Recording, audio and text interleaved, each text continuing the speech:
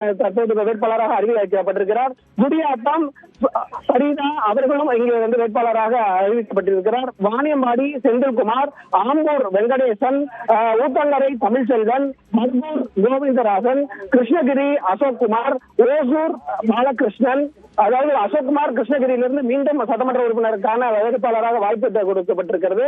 ஓசூரிலிருந்து முன்னாள் அமைச்சர் பாலகிருஷ்ண ரெட்டி, பாப்பிரெட்டிப்பட்டிலிருந்து மரகதம் வெற்றிவேல் அவர்களும் வேட்பாளராக அறிவிக்கப்பட்டிருக்கிறார்.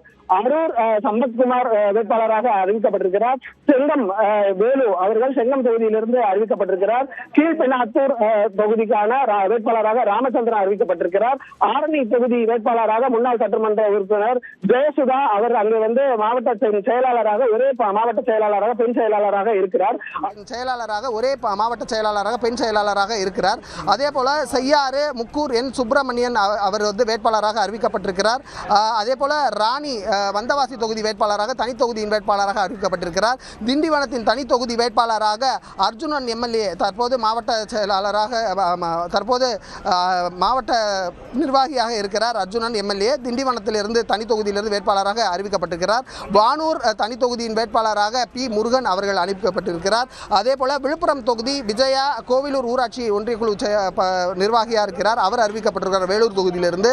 திருக்கோவிலூர் தொகுதி எஸ் பழனி. அதே போல உளுந்தூர்பேட்டையிலிருந்து குமரகுரு முன்னாள் சட்டமன்ற உறுப்பினர் குமரகுரு அறிவிக்கப்பட்டிருக்கிறார். அவர் அங்கே மாவட்ட செயலாளராகவும் இருக்கிறார். சங்கராபுரம் ரமேஷ் அவர் அங்கே வேட்பாளராக அறிவிக்கப்பட்டிருக்கிறார். கள்ளக்குறிச்சியில் தனி தொகுதியாக இருப்பதில் ராஜீவ்காந்தி அவர்கள் வேட்பாளராக அறிவிக்கப்பட்டிருக்கிறார். கங்கவள்ளி தொகுதி தனி தொகுதியிலிருந்து நல்ல தம்பியும், ஆத்தூர் தொகுதியிலிருந்து ஜெயசங்கரனும், ஆற்காடு தொகுதியிலிருந்து உஷாராணியும், ஓமலூர் தொகுதியிலிருந்து மணியும், மேட்டூர் தொகுதியிலிருந்து வெங்கடாச்சலமும், அதே போல சங்ககிரி தொகுதியிலிருந்து வெற்றிவேலும், சேலம் தொகுதி தெற்கு தொகுதியிலிருந்து வினோத் அவர்களும் அதாவது எடப்பாடி பழனிசாமியின் சொந்த மாவட்டம் சேலம் தெற்கு தொகுதியிலிருந்து வினோத் என்பவரும் வேட்பாளராக அறிவிக்கப்பட்டிருக்கிறார். வீரபாண்டி தொகுதியிலிருந்து டாக்டர் ஸ்ரீ பாலாஜி சுகுமார் அவர்கள் வேட்பாளராக அறிவிக்கப்பட்டிருக்கிறார். சேந்தமங்கலம் தொகுதியிலிருந்து சந்திரசேகரும், நாமக்கல் தொகுதியிலிருந்து ஸ்ரீதேவியும், பரமத்தி வேலூர் தொகுதியிலிருந்து சேகரும், திருவேற்காடு தொகுதியிலிருந்து சந்திரசேகரும்,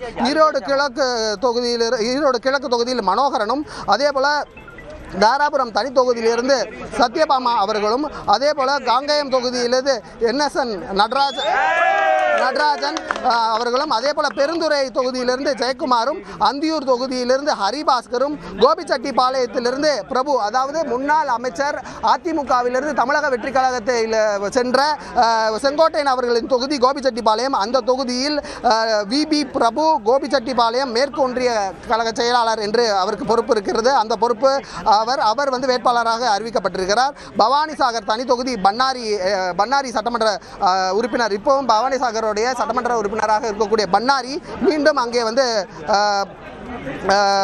போட்டியிடுகிறார். அதே போல கூடலூர் தனி தொகுதி குன்னூர் தொகுதி ராமு அவர்களும் அறிவிக்கப்பட்டிருக்கிறார். ஓகே செல்வராஜ் அவர் ஏற்கனவே சட்டமன்ற தொகுதியில் போட்டியிட்டவர். ஓகே செல்வராஜ் நன்ற பட்டவர்.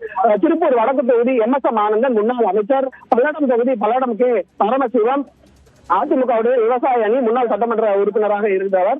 கவுண்டம்பாளையம் தொகுதி PRG அருண்குமார் மீண்டும் அவருக்கு வாய்ப்பு கொடுக்கப்பட்டிருக்கிறது. தற்போது சட்டமன்ற உறுப்பினராக PRG அருண்குமார் இருக்கிறார். கவுண்டம்பாளையம் சட்டமன்ற தொகுதி அங்க அவர் வேட்பாளராக அறிவிக்கப்பட்டிருக்கிறார். கோயம்புத்தூர் தெற்கு அம்மன் அர்ஜுனன் அவர் சட்டமன்ற உறுப்பினராக தற்போது இருக்கிறார். சிங்கானூர் ஜெயராமன் MLA அவரும் தற்போதைய சட்டமன்ற உறுப்பினர். கிணத்துக்கடவை தாமோதரன் முன்னாள் அமைச்சர் அவரும் தற்போது மீண்டும் சட்டமன்ற உறுப்பினருக்கான போட்டியில் அவருக்கு வாய்ப்பு அளிக்கப்பட்டிருக்கிறது. பொள்ளாச்சி வி ஜெயராமன் அவர் தற்போதைய சட்டமன்ற உறுப்பினர் மீண்டும் அவருக்கு பொள்ளாச்சி தொகுதி கொடுக்கப்பட்டிருக்கிறது. வால்பாறை தொகுதி அதிமுகவின் வசம் இருக்கக்கூடிய தொகுதி அங்கே டி லட்சுமணன் அவர்கள் வேட்பாளராக அறிவிக்கப்பட்டிருக்கிறார். உடுமலைப்பேட்டை தொகுதி உடுமலை கே ராதாகிருஷ்ணன் முன்னாள் அமைச்சர் தற்போதைய சட்டமன்ற உறுப்பினர் அவரும் வாய்ப்பு கொடுக்கப்பட்டிருக்கிறது. அதே போல பழனி தொகுதி அவர் ரவி மனோகரன் ஆகியோர் வேட்பாளராக அறிவிக்கப்பட்டிருக்கிறார். ஆத்தூர் தொகுதி விஸ்வநாதன் அவரும் வேட்பாளராக அறிவிக்கப்பட்டிருக்கிறார். நிலைக்கோட்டை எஸ் மீண்டும் அவர் நிலக்கோட்டை எஸ் மொழிக்கு வேட்பாளராக வாய்ப்பு கொடுக்கப்பட்டிருக்கிறது. தற்போது நிலக்கோட்டை வேட்பாளராக நிலக்கோட்டை சட்டமன்ற உறுப்பினராக இருக்கிறார் தேன்மொழி.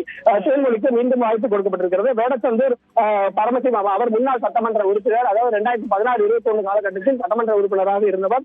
அவருக்கு வாய்ப்பு கொடுக்கப்பட்டிருக்கிறது. வேடச்சந்தூர் அரவக்குறிச்சிக்கு செல்வகுமார், அரவக்குறிச்சி தொகுதி கே செல்வகுமாருக்கு வழங்கப்பட்டிருக்கிறது. கிருஷ்ணராயபுரம் தனி தொகுதி டாக்டர் எஸ் திவ்யா அவர்களுக்கு வழங்கப்பட்டிருக்கிறது. குளித்தலை எஸ் கருணாகரன் அவருக்கான தொகுதி வழங்கப்பட்டிருக்கிறது. மணப்பாறை தொகுதி PL விஜயகுமாருக்கும், ஸ்ரீரங்கம் தொகுதி ஆர் மனோகரன் முன்னாள் சட்டமன்ற உறுப்பினர், முன்னாள் அரசு கொரோனா அவராக இருந்தார். அதிமுக காலத்தில் ஜெயலலிதா காலத்தில் சட்டமன்ற உறுப்பினராகவும் அரசு கொரோனாவும் இருந்தார். திருச்சிராப்பள்ளி கிழக்கு அங்கே ராஜசேகரனும், திருவெரும்பூர் தொகுதி பாக்குமாரும், அதாவது திருவெரும்பூர் தொகுதி நமக்கு தெரியும், பாக்குமார் முன்னாள் மாநிலங்களவை உறுப்பினர் எம்பியாக திருச்சியிலிருந்து தேர்ந்தெடுக்கப்பட்டவர். அவர் அங்கே வேட்பாளராக திருவெரும்பூர் தொகுதியிலிருந்து போட்டியிட்டிருக்கிறார். அதே போல லால்குடி தொகுதி லீமா ரோஸ், திருச்சியினுடைய மிக முக்கிய தொகுதியில லால்குடி ஒன்று திருச்சி மாவட்டத்தில் இருக்கக்கூடிய தொகுதிகள்ல அப்படி இருக்கக்கூடிய லீமா ரோஸ் அவருக்கு வாய்ப்பு கொடுக்கப்பட்டிருக்கிறது. அதுவும் லால்குடி தொகுதி முசிறி தொகுதி யோகநாதன் அவர்களுக்கு வாய்ப்பு கொடுக்கப்பட்டிருக்கிறது. தனி தொகுதி ராஜசேகர் அவர்கள், கடம்பூர் தனி தொகுதி இளமை தமிழ்செல்வன் அவர்கள், முன்னாள் சட்டமன்ற உறுப்பினர் இளமை தமிழ்செல்வன். அதே போல நெய்வேலி தொகுதியானது செந்தூர் ராஜேந்திரனுக்கு அவர்களுக்கு வாய்ப்பு கொடுக்கப்பட்டிருக்கிறது. மன்ருட்டி தொகுதி மோகன் அவர்களுக்கு வாய்ப்பு கொடுக்கப்பட்டிருக்கிறது. கடலூர் தொகுதி MC சம்பத் முன்னாள் அமைச்சர் அவருக்கு வாய்ப்பு கொடுக்கப்பட்டிருக்கிறது. குறிஞ்சிப்பாடி புவனேந்திரன் அவருக்கான வாய்ப்பு கொடுக்கப்பட்டிருக்கிறது. புவனகிரி அருண்மொழித்தேவன் தற்போதைய சட்டமன்ற உறுப்பினர், அவர் கடலூர் மேற்கு மாவட்டத்தினுடைய மாவட்ட செயலாளராக இருக்கிறார். அதே போல சிதம்பரம் தொகுதி K பாண்டியன் அவர்களுக்கும், சீர்காழி தொகுதி சக்தி என்பவருக்கும் கொடுக்கப்பட்டிருக்கிறது. பூம்புகார் தொகுதி யுவராஜுக்கும், நாகப்பட்டினம் தொகுதி தங்க கதிரவனுக்கும், திருத்துறைப்பூண்டி தனி தொகுதி பாலதண்டாயுதமானுக்கும், திருவடைமருதூர் தொகுதி இளமதி சுப்பிரமணியன் அவர்களுக்கும், பாபநாசம் இளமதி சுப்பிரமணியன் முன்னாள் சட்டமன்ற உறுப்பினர் அவருக்கும், ஒரத்தநாடு தொகுதி சேகர் அவர்களுக்கும், அவர் மாவட்ட செயலாளராக இருக்கிறார். ஒரத்தநாடு தொகுதிக்கு அவருக்கு கொடுக்கப்பட்டிருக்கிறது. பட்டுக்கோடு தொகுதி TV சேகர் அவர்களுக்கும், பேராவூரணி தொகுதி கோவி இளங்கோவன் அவர்களுக்கும், திருப்பயம் தொகுதி முன்னாள் சட்டமன்ற உறுப்பினர் TK வைரமுத்து அவர்களுக்கும் கொடுக்கப்பட்டிருக்கிறது. முன்னாள் சட்டமன்ற உறுப்பினராக 2016-21 சட்டமன்ற தேர்தலில் போட்டியிட்டு அந்த தேர்தலிலும் அவருக்கு வாய்ப்பு தவறவிட்டது. தற்போது அவர் எதிர்கொள்ளக்கூடிய வேட்பாளர் அங்கே ரகுபதி என்பதும் குறிப்பிடத்தக்கது.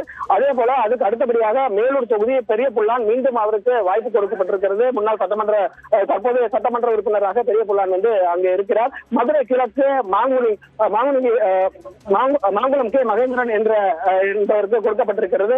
சோழவந்தான் சி மாணிக்கம் அவர்கள் முன்னாள் சட்டமன்ற உறுப்பினர், அதிமுகவில் இருந்து வேட்பாளராக தேர்வு செய்யப்பட்டு ஒரு முறை அவர் வேட்பாளராக அறிவிக்கப்பட்டார். மதுரை வடக்கு P சரவணன் டாக்டர் சரவணனுக்கு கொடுக்கப்பட்டிருக்கிறது. உசிலம்பட்டி தொகுதி மகேந்திரன் அவர்களுக்கும், ஆண்டிப்பட்டி தொகுதி யோகிராஜன் அவர்களுக்கும், போடிய நாயக்கனூர் தொகுதி VT நாராயணசாமி அவர்களுக்கும் கொடுக்கப்பட்டிருக்கிறது. போடிய நாயக்கனூர் தொகுதி மிக முக்கியமாக கவனிக்க வேண்டும். பன்னீர்செல்வத்தினுடைய தொகுதியாக பார்க்கப்படுகிறது.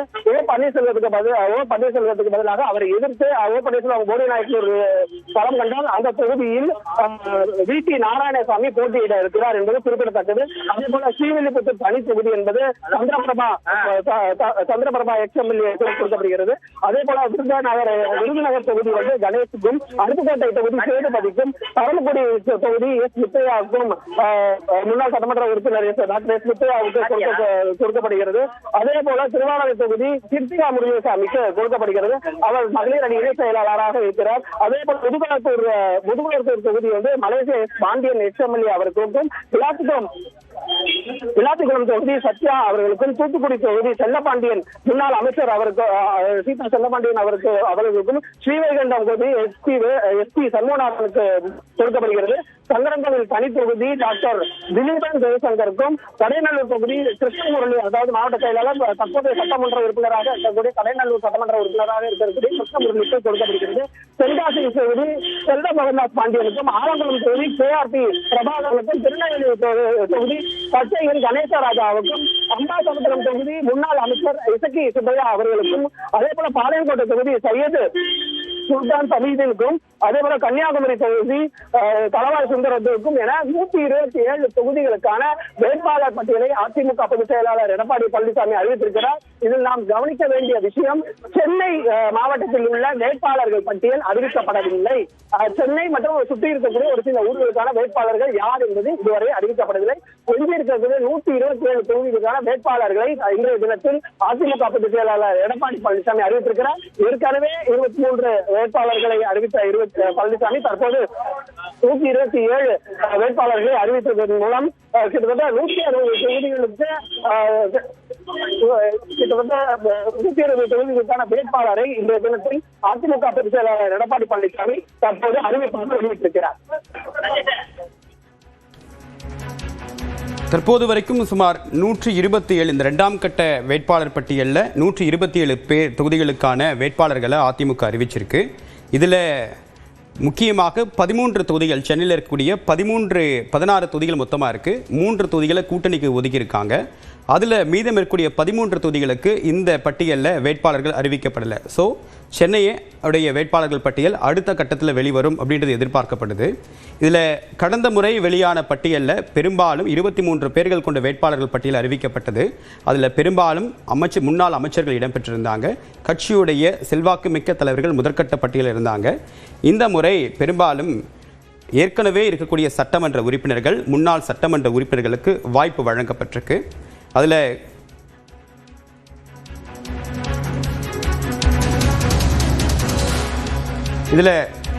இதில் பொறுத்த வரைக்கும் திருவள்ளூர் மாவட்டத்தில் ஒட்டுமொத்தமாக 10 தொகுதி இருக்குது.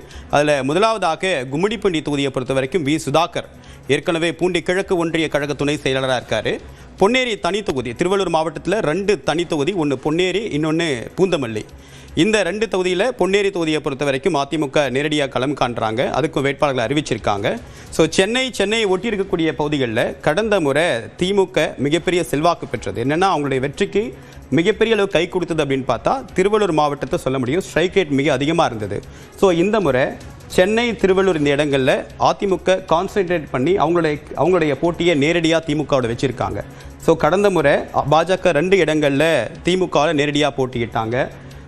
துறைமுகம் தொகுதி அவங்க தான் போட்டிட்டாங்க. ஆனால் இந்த முறை பார்த்தீங்க அப்படின்னா மயிலாப்பூர் தொகுதியை மட்டும்தான் பாஜக ஒதுக்கியிருக்காங்க, சைதாப்பேட்டை அமமுக ஒதுக்கியிருக்காங்க. ஸோ அப்படி பார்க்கும்போது இந்த முறை 13 இடங்களில் அதிமுக நேரடியாக களம் காணுது. இதில் பெரும்பாலும் முன்னாள் சட்டமன்ற உறுப்பினர்களுக்கு இதில் வாய்ப்பு வழங்கப்பட்டிருக்கிறது தெரியுது. புதிதாக கட்சியில் இணைந்தவர்களுக்கு வாய்ப்பு அப்படின்றது பெரிய அளவுக்கு கொடுக்கப்படலை அப்படின்றத ஒரு ஆள் புரிஞ்சுக்க முடியுது. ஒரு சில அண்மையில் நாம் தமிழர்லேருந்து விலகிய அதிமுகவில் இணைந்த ஒருவருக்கு வாய்ப்பு வழங்கப்படும் அப்படின்னு எதிர்பார்க்கப்பட்டது. ஆனால் இந்த லிஸ்ட்டில் அதில் பேர் இல்லை அப்படின்னு சொல்ல முடியும். திருவள்ளூர் மாவட்டத்தை பொறுத்த வரைக்கும் பி.வி. ரமணா இறக்கியிருக்காங்க. திருவள்ளூர் மேற்கு மாவட்ட கழகத்துடைய செயலாளராக இருக்கார். ஒரு முன்னாள் அமைச்சர். கடந்த முறை கேபினெட்டில் இருந்தவர். அவர் மீது வழக்கெல்லாம் இருந்துச்சு. ஸோ அந்த நிலையில் மீண்டும் அவரை இறக்கியிருக்காங்க. மாதவர மூர்த்தி முன்னாள் அமைச்சராக இருந்திருக்காரு, அவரை மீண்டும் இறக்கியிருக்காங்க.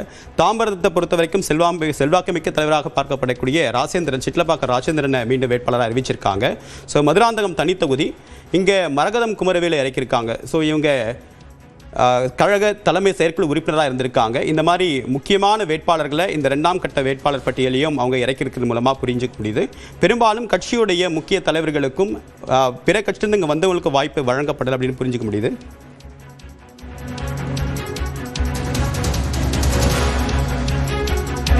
அதிமுக வேட்பாளர் பட்டியலை பொறுத்த வரைக்கும் மாதவரம் தொகுதியில் மாதவரம் வி. மூர்த்தி, இவர் ஒரு முன்னாள் அமைச்சராக இருந்திருக்காரு.